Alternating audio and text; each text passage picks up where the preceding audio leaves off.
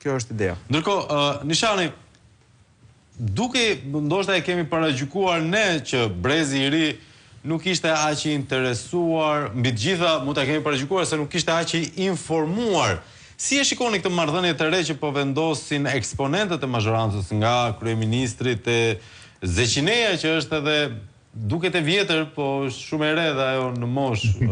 Si e shikoni këtë distancë, këtë hendek të krijuar mes palëve? Brezi i ri është shumë e mirë informuar, sepse mos të harrojmë që gjithë neve sot jemi me telefon dorë 24 orë në ditë, edhe ndjekim gjitha zhvillimet në rrjetet sociale, qoftë në TikTok, qoftë në Instagram, dhe megjithëse këta, le të themi, Brezi i vjetër e shohin si një dobësi që njerëzit nuk kanë më atë vëmendjen për shndrimin, po janë gjithkohës në telefon.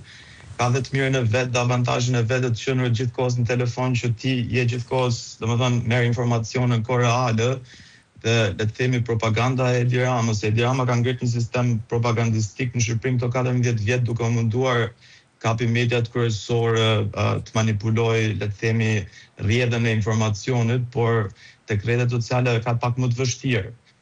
Një shembull shumë i mirë për shembull në rrjetet sociale ishte tani që fillun protestat dhe Rama bënte ato sjelljet me gjeste shumë çuditshme që njerëzit thoshin po ky ç'a ka ndodhur me këtë, a ka lut menç.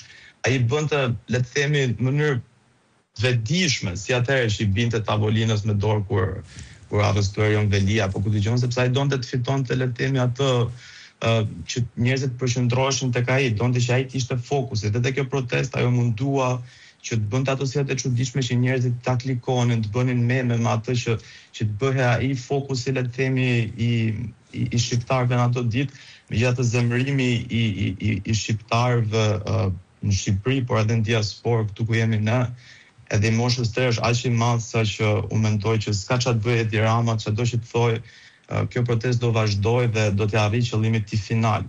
Për sa i përket, le të themi, Edi Ramës dhe njerëzve përreth Edi Ramës, të cilët përdorin këto epitete që nuk janë të përshtatshme për një shtetar që përfaqëson të gjithë popullin shqiptar, që të etiketon njerëzit nga të farë feje, është një shpjegim shumë i thjeshtë, mendoj unë. Edi Rama dhe njerëzit përreth tij kanë lidhur fatin e tyre jo vetëm politik, po edhe fatin personal me pushtetin, me të qenërit në pushtet. Domethënë edhe gjithë këto aferat e mëdha korruptive që kanë ndodhur, kur dalin nëpër media thu si ka mundësi që kanë guxuar të shkojnë deri aty, është shumë e thjeshtë sepse ata kanë menduar që e kanë pasur derën e hapur dhe futi dhe bjerë, si më thon.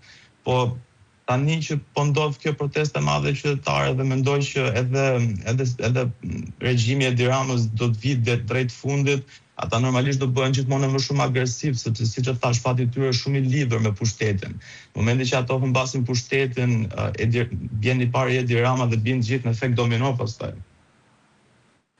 Tani, kam një kuriozitet, Ersi.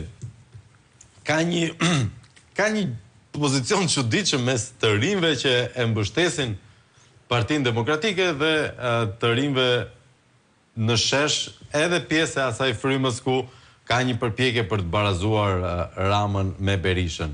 Mirë, po janë të dy grupimet në shesh praktikisht. Si e zgjidhni këtë ngërç edhe emotiv përveç se politik? Se unë nuk kam pasur mundësinë që t'jem në Shqipëri. Nuk e kam personalisht për ty, sigurisht. Po besoj komunikon me miqtë tu. Dhe ajo që më bëri përshtypje, ajo që më ka bërë përshtypje është që të rinjt e Partisë Demokratike kanë qenë që në ditën e parë të protestës aty.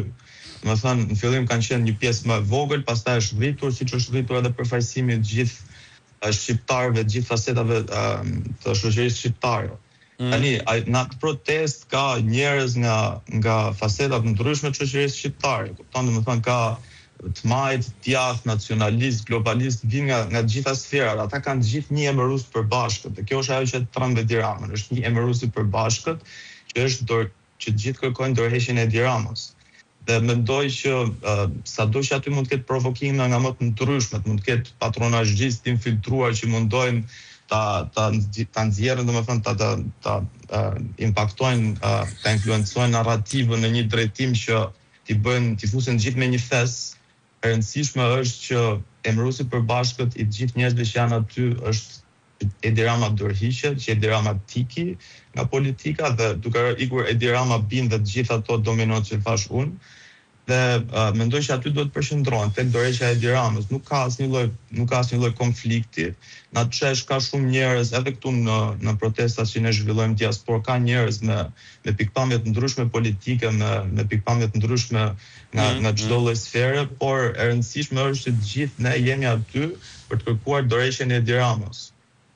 Kështu që se ka një sinergji të gjithë njerëzve, të gjithë këtyre fasetave, le të themi, nëse ka një sinergji që të Nëse kur del Altin Goxhaj me sorosistët në shesh, edhe ju besoj mund ta tejkaloni këtë moment absolutisht në favor të kazës. A është kjo një trajt edhe e qasjes së brezit të ri të gjithë bashk, pavarësisht ndasive tmerrsisht thella ideologjike apo sociale apo gjithçka tjetër?